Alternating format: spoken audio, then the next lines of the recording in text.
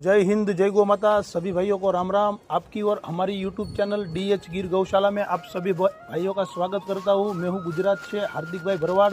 तो आज हमारे साथ यूपी से एक कस्टमर आए हैं, आप बात कर सकते हो। जय सिया राम भाई। जय श्री राम। आपको इधर कैसा लगा? बढ़िया।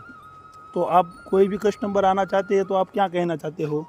बढ़िया भेजेंगे आपके पास। ये नहीं, आपको इधर कैसा नॉलेज रहा? ऐसा सही बढ़िया नॉलेज रहा। आपने कैसे गाय खरीदी? दोनों टाइम मिल्किंग करवाया? दोनों टाइम मिल्किंग किया। कैसा लगा आपको मिल्किंग बढ़िया में? लगा। सब अच्छा है? सब अच्छा है। हाँ, तो भाई आपको भी कैसा नॉलेज रहा? अच्छा है।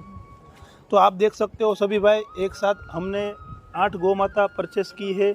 तो ये गाय हमारी जा रही है यूपी अलीगढ़ में। तो जो भी भाई हमारा संपर्क करना चाहते हैं वो स्क्रीन पे दिए गए नंबर पर ज़रूर हमारा कांटेक्ट कर सकते हैं। आपको जैसी भी गौ माता अच्छी लगेगी ऐसी गौ माता मिल जाएगी। तो ज़रूर बताना हमको। इधर खाने रहने की सुविधा, ऑल इंडिया ट्रांसपोर्टेशन। तो जय हिंद, जय गौ माता।